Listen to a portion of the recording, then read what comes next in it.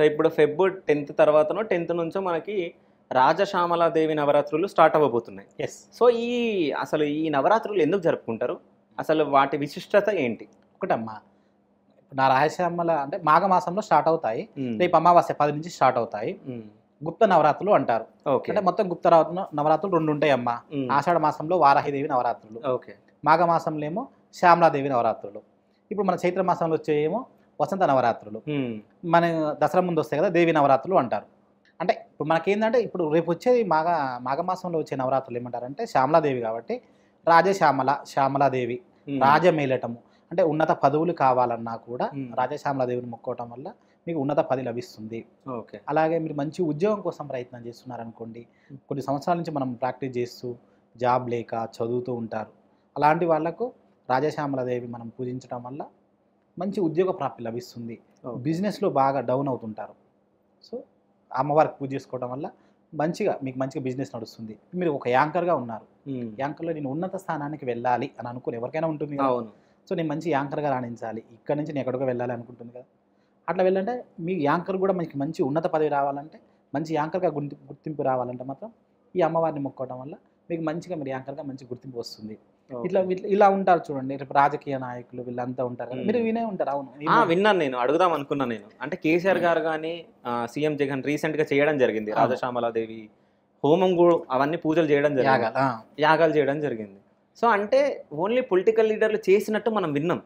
So ఇవి business mans కానీ, వేరే చిన్న చిన్న వ్యాపారాలు చేసేవాళ్ళు కానీ, లేకుంటే ఇంట్లో ఏదన్నా కష్టాలు ఉన్నా కానీ వీళ్ళు చేసినా తీరిపోతాయా? తీరిపోతాయండి. ఒకటి ఏంటంటే ఇప్పుడు మనకు పొలిటికల్ వాళ్ళు చేస్తేనే వాళ్ళే చేసుకోవాలా అనేది ఏం లేదండి. సర్పంచ్ కాంచి మొదలు లాస్ట్ ప్రధానమంత్రి వరకు కూడా మనం ఈ రాజశ్యామల హోమాలు యాగాలు చేసుకోవచ్చు, అమ్మవారిని మొక్కోవచ్చు.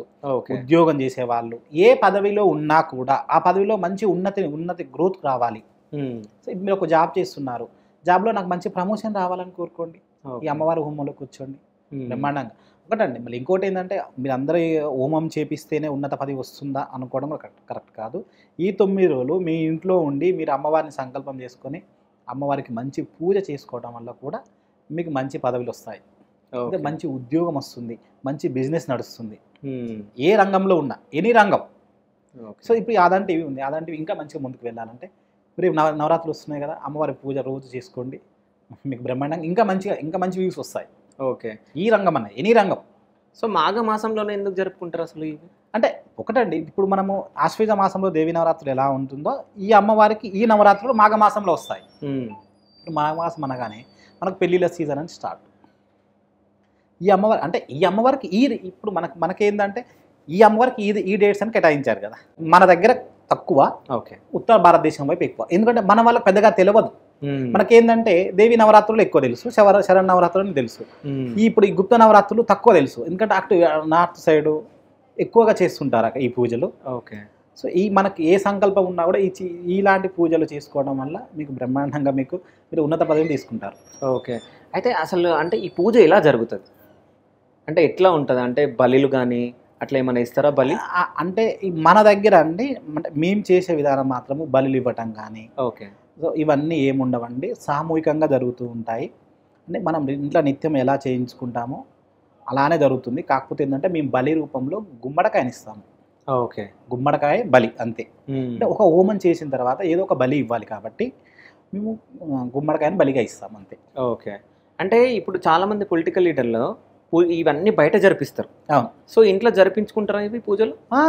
రాజశ్యామల హోమాలు ఇప్పుడు కొంతమంది ఉంటారండి, ఇప్పుడు మీరు ఇల్లు కట్టుకున్నారు, ఈ ఇంట్లోకి ఎవరు రావట్లేదు, ఆ ఇల్లు ఒక సంవత్సరం నుంచి అలానే ఉంటుంది, ఒక 6 నెలల నుంచి అలానే ఉంటుంది, ఇంట్లో ఎవరు కూడా రెంట్కు రావట్లేదు అనేవాళ్ళు కంపల్సరీ ఇప్పుడు ఈ హోమం చేయించుకోవడం వల్ల ఆ ఇంట్లోకి ఎవరో రెంట్కి వస్తారు. పెద్ద షాప్స్, షాపింగ్ మాల్స్ ఇవన్నీ ఉంటాయి. అట్లా చాలామంది ఇళ్ళకి పోయి చాలామంది షాపింగ్ మాల్స్లలో మేము హోమం చేసి వచ్చాము. ఓకే. మా షాప్ నడవట్లేదు అంటే పెట్టిన కానీ కూడా అంతే ఉంటుంది, ఇంకా ఏంది గ్రోత్ రావట్లేదు అనుకుంటే ఈ అమ్మవారు హోమం చేయించుకోవడం వల్ల బ్రహ్మాండంగా వర్కౌట్ అవుతుంది. ఓకే. ఇంకోటి మీరు ఉద్యోగ ప్రాప్తి. నేను విదేశాల్లో ఉంటున్నానండి, నాకు విదేశాల్లో నాకు అన్నీ వచ్చినాయి కానీ నాకు సరైన ఉద్యోగం రావట్లేదు, నా చదువు తగ్గ ఉద్యోగం రావట్లేదు ఎవరైనా కోరుకుంటారు కదా, వాళ్ళు చేసుకున్నా కూడా మీకు అమ్మవారి దయ వల్ల మీకు 100% ఉద్యోగం వస్తుంది. ఓకే. ఇప్పుడు దూర ప్రాంతాల్లో ఉన్నారనుకోండి, మేము రాలేము, విదేశాల్లో ఉన్నాము, అయితే మేము పలానా దగ్గర ఉన్నాం, దూర ప్రాంతం వేరే రాష్ట్రాల్లో ఉంటున్నాం, ఇది ఉద్యోగ ప్రాప్తి ఉంటారు కదా, అక్కడక్కడ వనరులు ఉంటారు కదా, అలాంటి వాళ్ళకి ఏంటంటే మేము వాళ్ళ పేరు మీద ఇక్కడ చేపిస్తాం. ఓకే.